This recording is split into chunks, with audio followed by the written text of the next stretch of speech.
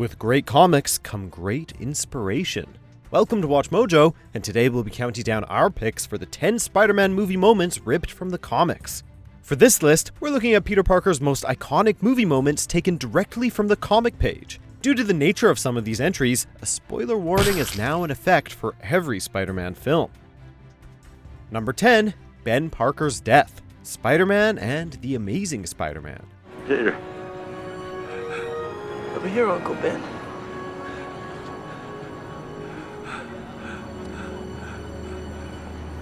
Peter. Most characters are defined by a moment or two. In the case of Peter Parker's surrogate father, Uncle Ben is and always will be remembered for dying at the hands of a thief.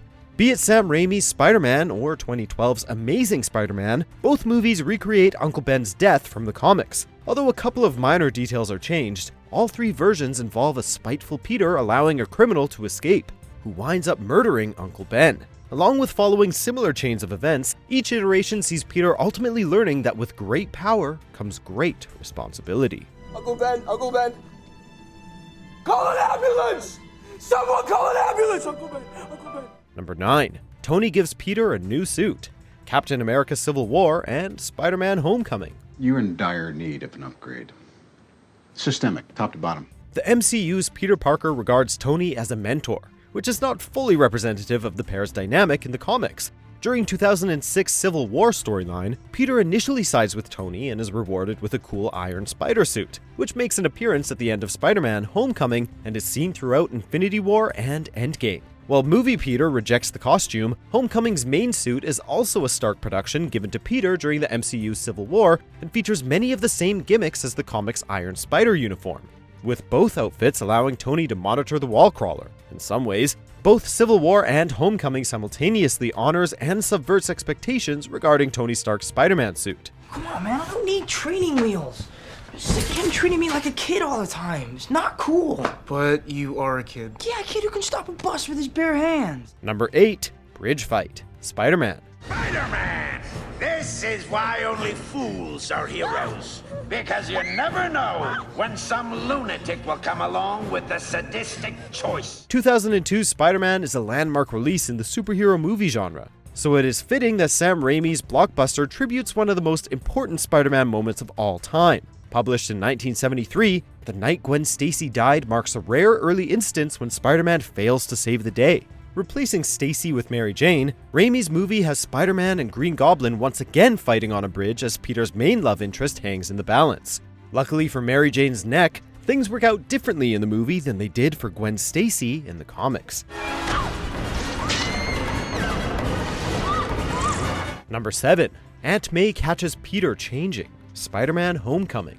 While Spider-Man seems a touch more prone to exposing his face in the movies, there have been a few occasions when comic Peter accidentally let the cat out of the bag. Homecoming's hilarious ending directly references 2001's Amazing Spider-Man number 35, which ends with Aunt May walking in on a sleeping Peter who just did not have the energy to properly clear up the Spider-Man costume.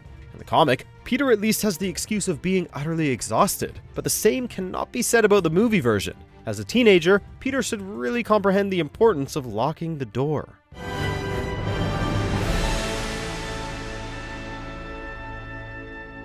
What the f? Number 6. Criminal Avengers, Spider-Man Homecoming. Finally, something good. Homecoming is just packed with tiny nods to the comics, and few are as obscure as the ATM robbery scene. As a friendly neighborhood Spider-Man, stopping street-level crime is part of the job description, so there is bound to be an ATM robbery somewhere in the comic's extensive history. What's up, guys? You forget your PIN number?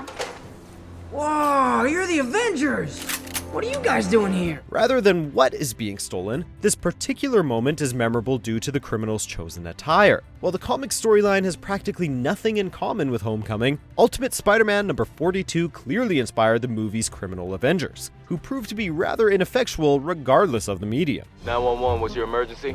Spider-Man is fighting the Avengers in a bank on 21st Street. Number 5. Eddie Brock becomes Venom, Spider-Man 3. I want you to kill Peter Parker. As possibly the most divisive film in the franchise, Spider-Man 3's good moments can be overshadowed by all of the stupidity. Look past emo Peter Parker's impromptu audition for Broadway and you'll find a couple of comic-accurate story beats. Primarily, Spider-Man breaking free of the symbiote's influence and Eddie Brock's eventual transformation into Venom at a church. While the storyline is handled far better in the comics, which may or may not have to do with Topher Grace's casting as Eddie, Spider-Man 3 still tries to recreate the source material magic.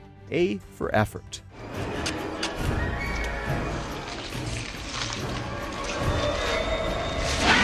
Number 4, the night Gwen Stacy died, The Amazing Spider-Man number 2. You don't give me flowers.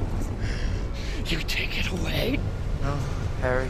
I'm gonna take away yours. No, run! 12 years after subverting Gwen Stacy's comic book death, fans got to finally witness the real deal on the big screen. While the movie is rather flawed, at the very least, The Amazing Spider-Man 2 almost pulls no punches when it comes to recreating one of Spidey's defining moments. Along with swapping the bridge for a clock tower, the movie's biggest alteration is that Gwen is clearly shown hitting the ground, while comic Peter's rescue attempt inadvertently breaks Stacy's neck. Considering Peter and Gwen's relationship is arguably the one constant bright spot in the Amazing Spider-Man series, this moment is particularly painful. Gwen! No, please. Number 3, Miles Morales witnesses Peter's death. Spider-Man Into the Spider-Verse. Did you get up? Yeah. Yeah, I always get up. The coffee's probably not a good sign. While some others put up a reasonable challenge, no Spider-Man flick comes as close to perfectly capturing the feel of the source material as Into the Spider-Verse. The film serves as an origin story for Miles Morales, who gets bitten by a radioactive spider in a world where Peter Parker is already a hero. Based on the Ultimate Comics version of Spider-Man, Miles initially rejects his new powers, but ultimately decides to take up the mantle after witnessing Peter Parker's death. The circumstances leading to Peter's murder are different in movie and comic. Nevertheless, in both instances, this moment motivates Miles to accept the role of a superhero. Even Miles' Halloween costume gets a shout out in the movie. Can I return it if it doesn't fit? It always fits. Eventually. Number 2, Spider-Man No More, Spider-Man 2. I'm Spider-Man. No more. No more. Taking into this count, this nod literally name drops the comic's title and recreates the issue's most famous panel. It is presumably safe to assume Spider-Man 2 is not trying to hide its source of inspiration. Published in 1967, Spider-Man No More shows a frustrated Peter binning the iconic Spidey suit and retiring from the web-slinging business. Even though Spider-Man 2 adds a new subplot involving Peter temporarily losing his powers, the movie implies this sudden bout of impotence is a byproduct of the hero's wavering resolve, which complements the original comic's central premise. Not quite at the end yet. Almost there though. Just be sure to subscribe to our channel and ring the bell to be notified about our latest videos. Alright, back to business. Number 1, Spider-Man Lifts the Rubble, Spider-Man Homecoming. What are you talking about? That thing hasn't even touched me yet. True. Then again, wasn't really trying to. Amazing Spider-Man number 33's cover is the stuff of legend, and among Marvel's most iconic illustrations. Along with just being visually striking, Spider-Man lifting the rubble echoes the hero's willingness to accept responsibility while refusing to be crushed by it. It is a character-defining moment, and Homecoming does a fantastic job of translating it to the big screen, even if the stakes are somewhat lessened in the movie. Overall, Homecoming is among Spider-Man's most lighthearted live-action adaptations. However, this one scene carries an incredible emotional weight, regardless of whether someone is familiar with the original comic or not.